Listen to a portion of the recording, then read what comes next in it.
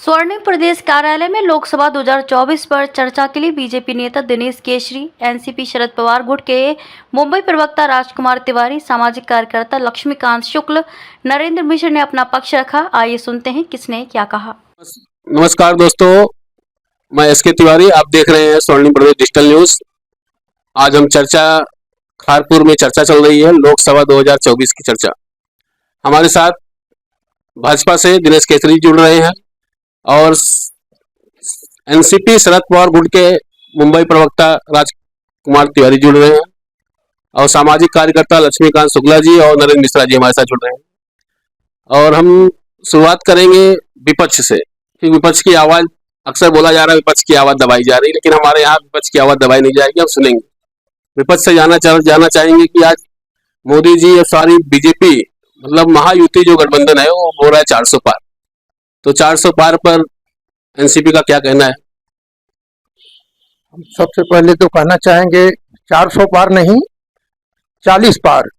मोदी जी की हार, बीजेपी की हार, क्योंकि भारतीय जनता पार्टी, उनके गठबंधन के लोग नाराज हैं। उनके अंदर ही आपस में भागम दौड़ी चालू हो गई है। और आज की डेट में उन्होंने पहले कहा था कि कांग्रेस मुक्त भारत करेंगे, तो मैं आपको बताना चाहता हूं कि अभी तो कांग्रेस युक्त भारत चला रहे हैं। शरद पवार जी को स्वयं प्रधानमंत्री जी ने कहा कि भ्रष्ट पार्टी, घोटालेबाज लोग हैं, तमाम आरोप लगाया उन्होंने। ठीक 2 से तीसरे दिन पता नहीं कहाँ से गंगा नहा के आए कि मोदी जी स्वयं नहा के आए और एकदम उनका जो है राज्याभिषेक करके भारतीय जनता पार्टी में लाए और एक बड़ी जिम्मेदारी उन्होंने महाराष्ट्र के डिप्टी सीएम बना दिए। देखिए भाई, भाजपा के लोग बहुत गलत कर रहे हैं भाई। सरकार गिरा दे रहे हैं और जिसको भ्रष्टाचारी पार्टी बताते हैं उसको शामिल कर लेते हो आप लोग भाई। साहब देखो, भारतीय जनता पार्टी एक बड़ी पार्टी है और हमारे जो बड़े नेता है जो निर्णय लेंगे और सोच समझ के लेते होंगे निर्णय, उसमें हम लोग क्या कर सकते हैं उसके ऊपर। नहीं, ये कहाँ तक जायज है भाई? दूसरे की पार्टी के नेता को तोड़ के लाइए और आप सरकार बना लो, ऐसा कैसा? साहब देखो, गठबंधन तोड़ का पार्टी आज से नहीं चली आ रही है, तब से देश आजाद हुआ तब चली आ रही है। और सरकार बनाने के लिए किसी को तोड़ना, किसी को मोड़ना, सरकार चलती रहती है। इससे कोई बड़ा मुद्दा नहीं है इसमें। अब 400 पार कैसे? 400 पार तो हमारे मोदी जी बोल रहे हैं, 400 पार हो जाएगा। विपक्ष के धड़कने बढ़ गई है, डर बैठ गया उनके अंदर। विपक्ष को आप डराकर 400 पार करना चाहते हैं? वो डरे हुए पहले से, उनको क्या डराना है? वो डरे हुए बेचारे पहले से ही, पहले से वो जुलाब चालू हो गया है भाई। आपको जुलाब चालू हो गया? नहीं, जुलाब तो विपक्ष के लोगों को चालू हो गया है। हम लोगों ने दवाइयाँ ले रखी है, एकदम परफेक्ट है, हम लोग तैयार हैं और हम लोग एकदम तैयार हैं। 40 पार नहीं होने देंगे। अरे भाई, जुलाब की गोली ले चुके हैं विपक्ष वाले भाई। नहीं नहीं नहीं नहीं, बिल्कुल नहीं। जो चीज है, एक तो मैं सबका यहाँ पे स्वागत करना चाहता हूँ। मैं एक व्यापारी के तौर पे एक चीज कहना चाहता हूँ कि बीजेपी की जो सरकार है, जो पिछले 10 साल में हम देखेंगे, उसमें एक चीज मैं ये चीज कहना चाहूंगा कि व्यापारी लोग को क्या फायदा हुआ है, पहले चीज बताइए। भाजपा लोग को एक ही क्वेश्चन है मेरा कि आप लोग ने जो जीएसटी लाया, और जीएसटी से व्यापारियों को क्या फायदा हुआ? क्या फायदा व्यापारियों को जीएसटी से? साहब, आज जो व्यापारी लोग पैसा अनलीगल तरीके से रख रहे थे, अनलीगल तरीके से उनका पैसा लीगल हो रहा है, व्हाइट पैसा हो रहा है और जनता को फायदा मिल रहा है। जीएसटी आने से व्हाइट हो गया है। कैसे व्हाइट हो गया?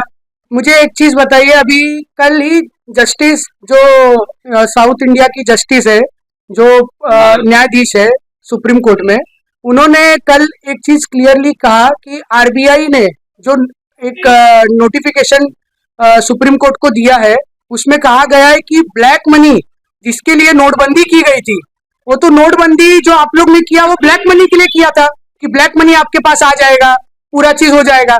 लेकिन वो तो पूरा का पूरा ब्लैक मनी क्या, वो तो हर एक चीज आप देखेंगे डेटा खोल के, तो सुप्रीम कोर्ट ने ये कल एक चीज डिक्लेयर कर दिया कि जो आप लोग ने बोला था कि हम लोग ने ब्लैक मनी पूरा ले लिया, हम लोग ने कर लिया, उससे कुछ भी चीज हासिल नहीं हुई। उन्होंने क्लियरली नोटिफिकेशन दिया है कि 100% जितना अमाउंट था, जो करेंसी देश में दौड़ रही थी, वो तो पूरी आ गई। इसमें आप क्या बोलना चाहेंगे? क्या बोलेंगे? बोलिए, बताइए। नोटबंदी क्या सही था? नोटबंदी एकदम सही था। और जब आप बता रहे हो कि जीएसटी, जब आप टैक्स की चोरी करते थे जिससे हमारे विकास में बाधाएं होती थी, आज अगर आप टैक्स देते हो, जीएसटी भरते हो, उससे हमारी सरकारें केंद्र में या स्टेट में काम करती हैं। जिस पैसे को हम आपके नेशनल हाईवे बना रहे हैं या आपके मुंबई में जो ब्रिजें बना, जो विकास हो रहा है, आज जो हम विकासशील से विकसित की तरफ जा रहे हैं, अगर आप चोरी नहीं करेंगे, वही जो पैसा हम ले रहे हैं, क्या यह ब्लैक मनी नहीं था? आज ये सफेद पैसा नहीं हो रहा है। चोर बोल रहे हैं। हम व्यापारी को चोर नहीं बोल रहे हैं, लेकिन हम ईमानदारी से अगर टैक्स भर रहे हैं तो वह सरकार कर रही है। आखिर क्यों कर रही है? ये अपनी अपनी राय है। जीएसटी का मतलब ही हो गया गब्बर सिंह टैक्स। आप हर सरकारें चाहे जो भी देश हो, मैं एक भारत देश की बात नहीं कर रहा हूँ, दुनिया में टैक्स लिया जाता है, लेकिन उसका एक बाकायदा रूल होता है कि भाई हम जो राजा महाराजा भी लेते थे, लेकिन हम खून चूस करके नहीं ले रहे हैं। व्यापारी परेशान है, लोग आत्महत्या कर रहे हैं, किसान आत्महत्या कर रहे हैं, गरीब मजदूर सोशल वर्कर, यानी काफी लोग परेशान है। इसमें देश का कोई भी व्यक्ति संतुष्ट नहीं है इससे। अगर आप देखेंगे तो जीएसटी से हमेशा से लिया जाता है टैक्स। आप नहीं लेंगे तो सरकारें नहीं चलेगी। हमारे शासन में 2.5% था, तब भी ये चिल्लाते थे। जब हमारी सरकार जीएसटी ला रही थी तो भी आप चिल्ला रहे थे। आज आपने जीएसटी लाया, अब आप बोल रहे एकदम परफेक्ट है। मैं वही कह रहा हूँ कि जो भारतीय जनता पार्टी कर रही है वो एकदम सही है, जो दूसरी पार्टी कर रही है वो एकदम गलत है। सरकार तो ये कैसा न्याय है भाई साहब? आप करो तो भाई सब सही है, बाकी विपक्ष अगर कुछ कर रहा था तो आप लोग नाटक करते थे। देखो कैसा है, निर्णय पार्टी के बड़े नेता लेते हैं, और जो निर्णय नेता लेते हैं उसे पूरा भारत स्वीकार करता है। और हम उस पर उस मुद्दे पे क्या बोले? भारत स्वीकार करता है भाई साहब। आप लोग भारत से बाहर है क्या? ऐसा है कि विपक्ष भारत में है। देखिए क्या है कि वही तो मैं कह रहा हूँ, कहाँ रह गया है आज की डेट में विपक्ष को। आज अगर बोल रहा है तो दूसरे दिन ईडी, मैं फिर पहले कहा था कि एम्बुलेंस से पहले ईडी पहुंच रही है, आपकी आवाज दबाई जा रही है। अगर आप सरकार के विरोध में बोल रहे हो तो फिर देखो संजय राउत जैसे लोग, नवाब मलिक जैसे लोग, उसके बाद अभी केजरीवाल जी, तो मैं अदालत का, जुडिशियल का मैं शुक्रिया अदा करना चाहता हूँ कि कम से कम कुछ इंसाफ हमें मिल रहा है। जैसे कि आज संजय सिंह को जमानत मिली है, तो मैं तो अभी हम लोग तो भगवान भरोसे हैं, क्योंकि आज जो हमारी आवाज को दबाई जा रही है, लेकिन हम दबेंगे नहीं जनता के लिए। जैसे हम रोड पर उतरे थे, रोड पर उतर रहे हैं। अभी हमारे आदरणीय शरद चंद्र पवार साहब ने भी कहा है कि किसानों के साथ, लोगों के साथ हम धोखा नहीं होने देंगे, उनके साथ जाति नहीं होने देंगे। इसके लिए हम ये अजीत पवार नहीं, हम 1 लाख अजीत पवार जैसे लोगों को हम भेजना चाहेंगे बाहर। लेकिन हम सरकार को सामने घुटने नहीं टेकेंगे। गरीबों के साथ, किसानों के साथ, मजदूरों के साथ अन्याय नहीं होना देंगे। जो भारतीय जनता पार्टी जबरदस्ती कर रही है, हम उसके खिलाफ हमेशा लड़ेंगे। नहीं, आपको क्या लगता है सरकार बनेगी? बिल्कुल नहीं बनेगी। उन्होंने तो डायरेक्ट बता दिया है 400 पार। कैसे मालूम है कि 400 पार? हम तो 40 पार पहले रिजल्ट लगा के बैठे हुए हैं। आपको पहले बोल रहा हूँ 40 के पार नहीं जाएगी बीजेपी इस बार। 40 के पार नहीं भाई साहब। मैं सभी गठबंधन मित्रों को बुला देता हूँ, अब मुंगेरी लाके सपने देखिए। 400 पार नरेंद्र मोदी जा रहे हैं, भारतीय जनता पार्टी के फिर से प्रधानमंत्री नरेंद्र मोदी फिर से आ रहे हैं भारत में फिर से आ रहे हैं। तो अभी तक तो भारत में ही थे साहब, लेकिन मैं तो यही कह रहा हूँ कि सत्ता परिवर्तन निश्चित है 100%। आपका क्या?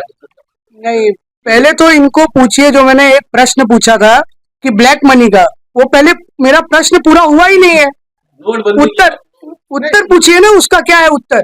नोटबंदी नहीं, तो नोटबंदी को क्या हो गया? काफी साल नहीं हो गया? काफी साल क्यों हो गया? एक सवाल और है कि आपने नोटबंदी किया था, आपने ही 2000 की नोट लाई, ठीक है, और फिर आपने उसी को फिर बंद कर दिया। इसका मतलब है कि कहीं ना कहीं भ्रष्टाचार आपकी सरकार में हो रहा है और आप भ्रष्टाचार को रोक नहीं पा रहे। फिर वो जो 2000 के नोट जितने थे वो पूरे के पूरे आरबीआई के पास पहुंच गए। मैं वही कह रहा हूँ। तो क्या इनका मकसद क्या है? क्या इनको हर चुनाव में डर लगता है कि कैश का फ्लो ज्यादा हो जाएगा? इनको डर लगता होगा, इसीलिए ये चीज करते हैं ये। मैं वही कह रहा हूँ। आप लोग को भाई कैश का डर लगता ऐसा है, मार्केट में घूमेगा तो आप लोग हार जाओगे। अभी तिवारी जी ने क्या कहा कि अजीत पवार जैसे लोगों को हम बाहर निकाल देते हैं ना। आप तो सुनिए, अभी आपने कहा, सुनिए यार, अजीत पवार जैसे लोगों को हम बाहर निकाल देते हैं। जब आप अच्छे नेताओं को बाहर निकालते हो तो हम भाई देखते हैं ईडी में भी क्लियर मिले, उनके ऊपर कोई दाग नहीं मिला, तो ठीक है, अच्छे लोग हैं, तो अगर हमारे साथ में आना चाहेंगे तो हम लेते हैं। आपके मोदी जी ने महाराष्ट्र में आके क्यों बोला था 70,000 करोड़ का घोटाला किया, ऐसा किया वैसा किया, फिर भी आपने उसको गठबंधन में लिया, क्यों लिया आपने? देखिए, जांच में क्लियर मिले, उन्हें क्लीन चिट दिया है। और दूसरी बात, अगर किसी पर आरोप लगाता है, पहले दूसरी बात, आरोप लगाए तो जांच करवाए। प्रधानमंत्री जी ने जांच करवाया, क्यों नहीं जांच करवाया? क्लीन चिट दिया, नोटिफिकेशन क्लीन चिट दिया।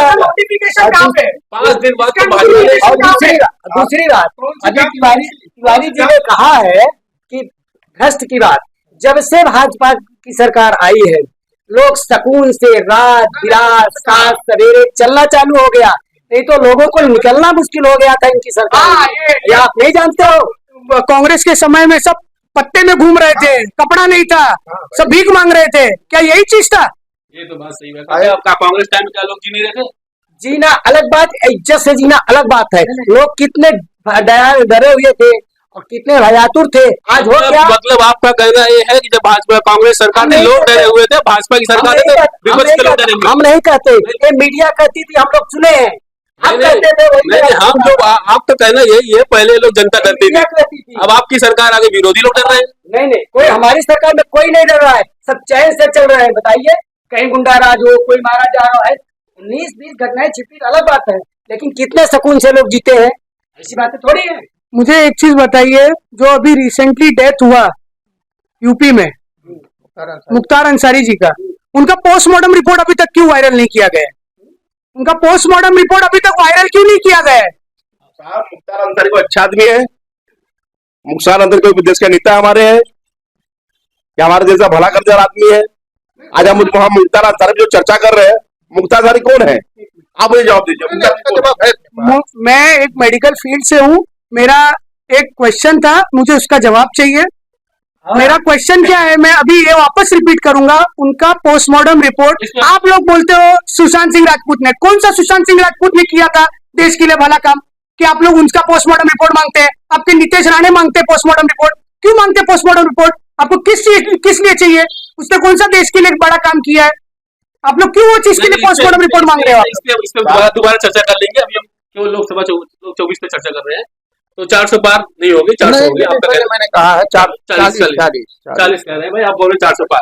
भाई ये चर्चा हम यहीं पे समाप्त करते हैं। बाकी जनता जनार्दन सब मालिक है भाई। और वो आपको चर्चा कैसी लगी आप लोग कमेंट करके जरूर बता सकते हैं। धन्यवाद। जय हिंद, जय महाराष्ट्र।